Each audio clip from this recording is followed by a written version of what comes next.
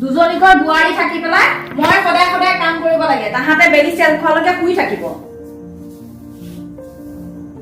ফুল আৰু ফুলনি ৰুমিহঁতৰ এখন জোৰ জোৰছে প ধুনীয়া ফুলনি আছে ৰুমিহঁতে ফুলনিখনৰ ঐ তুমি উঠা মায়ে কাম কৰি আছে নহলে পিছত আকৌ মানুহে কিবা ক'ব তুমি যে মোক কৈ আছা কি সদায় ময়ে কাম কৰিব লাগে নেকি প উপযুক্ত গুৰিবোৰো তুমি যাৰ কথা কৈছা তাই উঠি পেলাই এতিয়া চাহ বনাই আছে যোৱা মোলে কিবা এটা বনোৱাকে নহলে মোৰ দেৰি হ'ব নহয় অফিচ যাবলৈ কি অফিচ যাবলৈ দিব দেউতা বা মাক কৈ পেলাই কবাগে মাটি ভাগ কৰি দিবলৈ মই গুৱাহাটীত মাটি পাইছো ইয়াত বেচি পেলাই তাত থাকিমগে আমি গৈ পেলাই ছোৱালীৰ ভৱিষ্যতৰ কথা আছেতো ন তুমি ৰাতিপুৱা এইবোৰ আৰম্ভ নকৰিবা দেই হৈছে আৰু তোমাৰ পালে কি কৰিবা দেখা গৈছে মই কি কৰো চাই থাকিবাচোন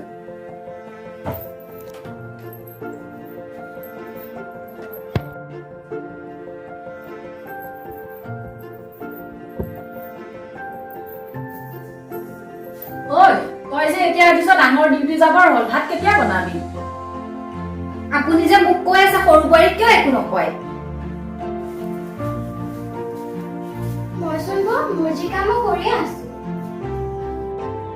সীমাই নিজৰ কাম নিজে কৰিয়ে আছে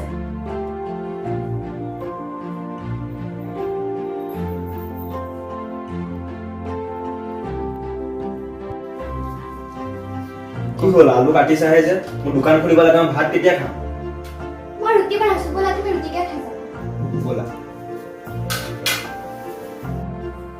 তুমি দাদাকো মাতি দিয়া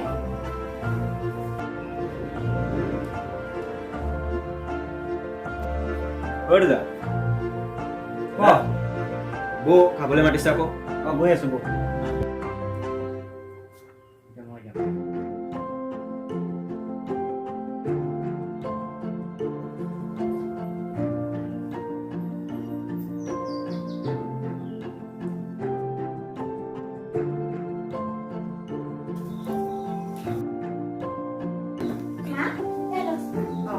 আমাৰ এই ৰুটি আনা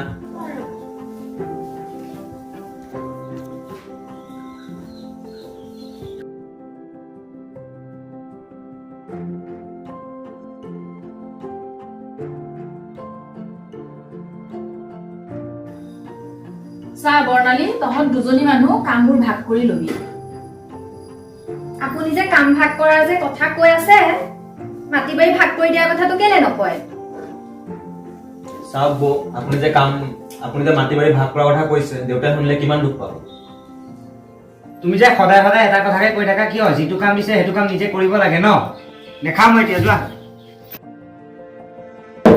কি হ'ল মানে তোমাৰ খাই লোৱাহি জিতু তুমি এইবিলাক কি কৰিলা মানে দেউতাৰ পইচাখিনি নিদুতো তুমি দোকান দিছাই আৰু দাদাৰ কাৰণে কি থৈছা তাৰ দেখোন চাকৰিটো দেখোন আছেই কি চাকৰিটো কৰিলে বুলিয়ে কি তোমালোকে মাটি সম্পত্তি ভাগ নিদিবা নেকি মনে মনে থাকচোন তহঁতে ৰাতিপুৱা কি এইবিলাক কথা পাতি আছ বাৰু বৌ এইবোৰ তুমি কি কৈছা মনে মনে থাকা সম্পত্তিক লৈ এনেকৈ কাজিয়া কৰি থাকিলে মানুহে কি বুলি ক'ব তুমি খাই বৈ দোকানলৈ যোৱা মা চাহ কিন্তু আজি বৌয়ে ডাঙৰ কথা কৈ দিছে মা মই কি কৈছো হা বৰ্ণালী মোৰ অফিচৰ বেগটো কি হ'ল মোৰ অফিচলৈ দেৰি হৈছে হাজলা বিচাৰি দিয়াহি কি হ'ল হা ইমান যে চিঞৰি আছা মানে কিয় মোৰ অফিচৰ বেগটো নাই চাই নিজে দিয়া কি বিচাৰি ল'ব নোৱাৰা নেকি সব বস্তু জমা বিচাৰি দিব লাগে তোমাক কথা সোধাটোৱে ভুল নালাগে পালো দিয়া ঐ ভাইটি তই মোৰ লগতে যাব পাৰিবি হা কেটলা আছোন দাদা কচোন কিবা এটা খাই যোৱা দাদা না দেৰি হ'ব মোৰ মিটিং এখন আছে মই ৰৈ আছো খাই দিয়া একেবাৰে তই যাবিনে নাই এতিয়া নাই যাওঁ নহ'লে মোৰ দেৰি হ'ব অলপমান তই তেন্তে যাবি মোৰ মিটিং এখন আছে মানে হ'ব দে অ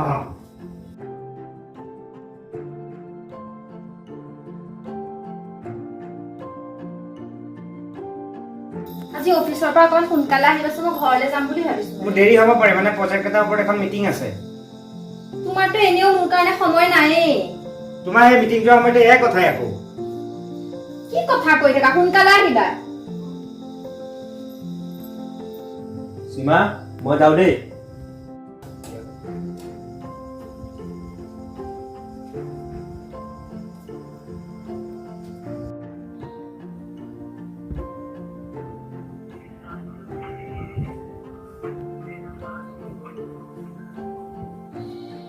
হেল্ল' অ মা কি কৰি আছা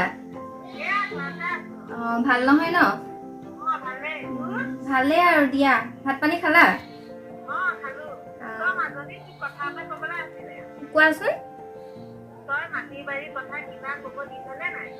আমাৰ জনক কব দিলে হলে আৰু নিজৰ ইচ্ছামতে যি কৰে কৰি থাকক মন কামেই নিদিয়ে আহকচোন ভাতকেইটা খাই লখি গৈছো যোৱা মই অলপ দেৰিকে খাম ব'ল একেলগে খাওঁ গৈ আছো যোৱা আমাৰ এজনী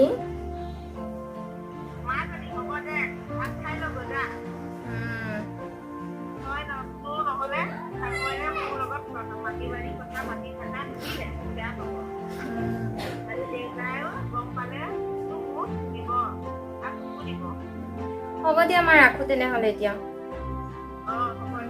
হ'ব ভাত খোৱাই নাই দেখোন এতিয়ালৈকে আপোনালোকে আমি আপোনাৰ কাৰণে ৰৈ আছিলো বৰ্ণালী আমি তোৰ কাৰণে ৰখি আছো আমি তিনিজনীহে আছো আৰু তাহাঁ দুটাতো নিজৰ নিজৰ কামে কামে গলে আৰু ভাতকেইটা খাই লওঁ বহ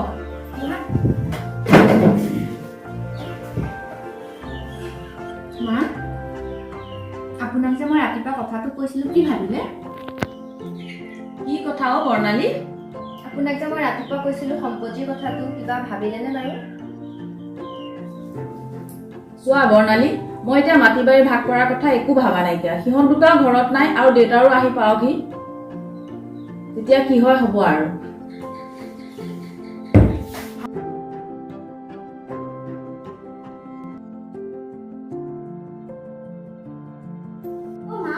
কি হ'ল বাৰু বৌয়ে যে ইমান মাটি বাৰীৰ কথা কৈ আছে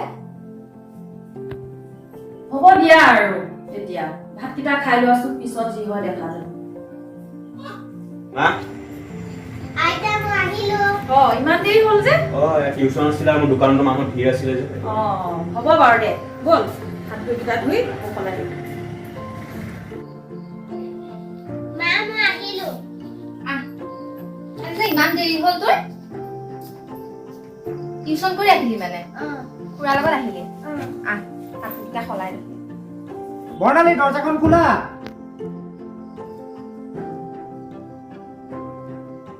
বৰ্ণালী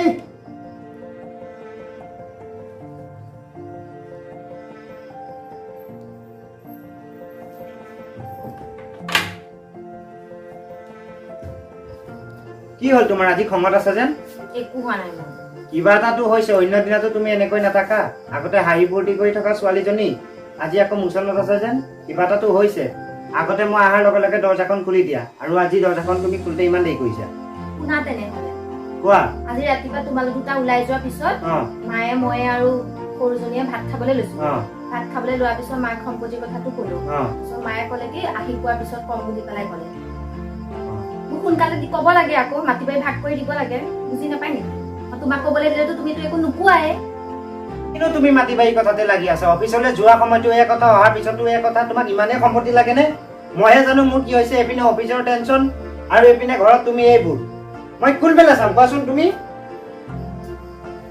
হ'ব দিয়া তুমি ফ্ৰেছ হৈ লোৱা গেছো আমাৰ ভাত বাহুগে মাহঁত খুলি এতিয়া যোৱা কথা পিছতকে পাতিম যোৱা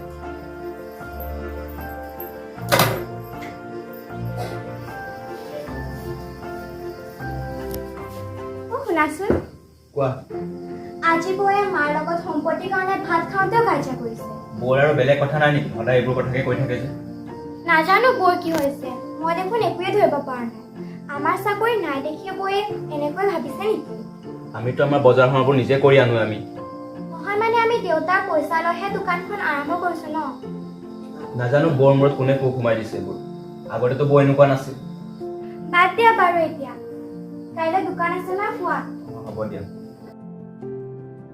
তুমি কিন্তু মাটিখিনি সোনকালে লৈ পেলাই বেচাৰ কথা চিন্তা কৰিবা আৰু মায়ে গুৱাহাটীত মাটিখিনিৰ কথা পাতিছে মই অথনি মাৰ লগত কথা পাতিছিলো আৰু ইয়াত মই বেছি দিন থাকিব নোৱাৰো ছোৱালীজনী ভৱিষ্যতৰতো কথা আছে কিনো তুমি এটা কথাতে লাগি আছা এনেই মাথা গৰম হৈ আছে অফিচৰ কাম এটাও খেলি মেলি হৈ আছে আৰু তুমি আকৌ এইবিলাক কথাকে উলিয়াইছা এতিয়া তোমাৰ দ্বাৰা একো নহব আৰু মই বুজি পাইছো মই যি কৰিব লাগে মই নিজে কৰিম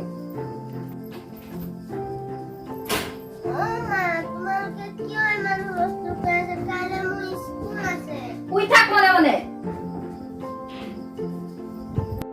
তোমাৰ কাৰণে ছোৱালীজনী উঠিলে, অলপ মনে মনে থাকা না।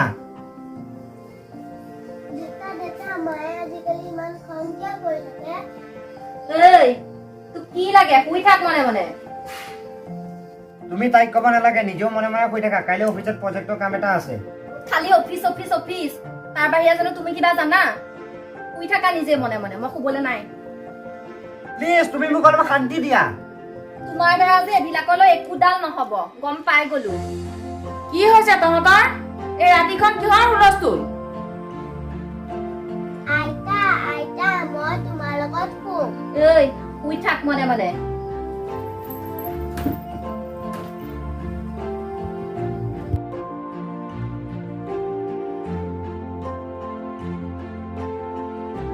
ঐ জিতু অহা নাই নেকি? নাই। জিতু অহা নাই ছাৰ।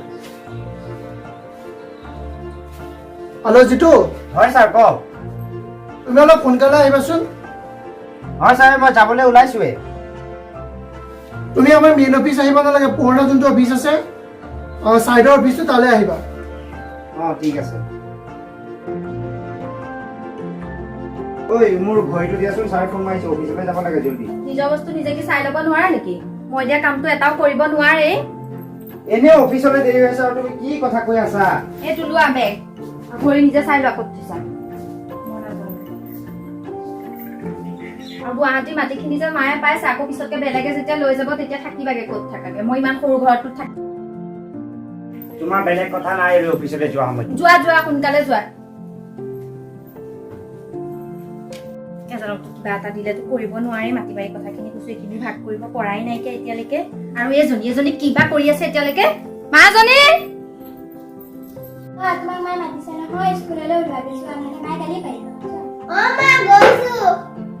কি কৰি আছ তই ইয়াত? পঢ়া শুনা ঠাণ্ডা নাই? আমি স্কুল যাব লাগে নালাগে? বল চিধা, স্কুলো লাগে। তাই গৈ পেলাই ইয়াত পাকঘৰত লাগি আছেগে। বল, এখন মেলি থৈতো এনেকে গুচি গলিগে, হয় নে নহয়? কাইলে পৰহিলে পৰীক্ষা, তাই এতিয়া গৈ পেলাই লেনচেনাই চাগে খুৰীয়েকৰ লগত গৈ। বল চিধা। ছাৰ নাই নেকি? ছাৰ নাই নহয়, ছাৰ অলপ চাইডলৈ ওলাই গৈছে। ছাৰে মাতিছিলে নেকি তোমাক? ছাৰ ৰাতিপুৱা ফোন কৰিছিল। ছাৰ নাই। আহিব অলপ দেৰি ৰখা ছাৰ। ঠিক আছে। ঐ নিলৈ, ঐ ছাৰ আহিছে। ঐ ছাৰ, ছাৰ আপোনাক লগ ধৰিবলৈ আপুনি পিংকুদা আহিছো। মই তাক ময়ে ফোন কৰিছিলো, তাক মাতি দিয়াচোন। ঐ নীল, তাক ফোন এটা কৰাচোন। ঠিক আছে ৰ'ব। হেল্ল', দাদা আপোনাক মাতিছে অফিচলৈ। ঠিকে আছে, আহি আছো। ঠিক আছে দিয়া। ছাৰ আপুনি বোলে মাতিছিল ৰাতিপুৱা? বহাচোন, তোমাৰ লগত কথা আছে মোৰ লগত। কওকচোন ছাৰ। কি হ'ল টেণ্ডাৰটো কি হ'ল মানে? ছাৰ টেণ্ডাৰটো মই মাৰিছিলো। কমল, হয়, 20 লাখ মান টকাৰ টেণ্ডাৰ আছিল তো এইটো। হয় ছাৰ। বিকি, তুমি যোৱা নাছিলা টেণ্ডাৰটোৰ কাৰণে? ছাৰ আমিতো কথা পাতি গুচিয়ে আহিলো। পেমেণ্ট কোনে কৰিছিলে? পেমেণ্ট পিংকুদাই কৰিছিলে, আমিতো গম নাপাওঁ। এটা কথা তোমালোকে বুজি নাপাওঁ, কি হ'ল কমল 3জনক দায়িত্ব দিয়াৰ পিছত যে এটা মানুহে পেমেণ্ট কৰি গুচি আহে, কাৰণটো কি? ছাৰ মই এইবিলাকৰ ওপৰত ছাৰ মই একোৱেই গম নাপাওঁ। তোমাৰ দায়িত্ব কি আছিলে? তুমিতো গোটেইখিনি তাহাঁতক হেণ্ডেল কৰিব লাগে। এনেকে এইবোৰ কাম মই ভাল নাপাওঁ এনেকুৱা হ'লে। চাওঁ কমল, টেণ্ডাৰ ৰিপৰ্ট নেকি? হয় ছাৰ।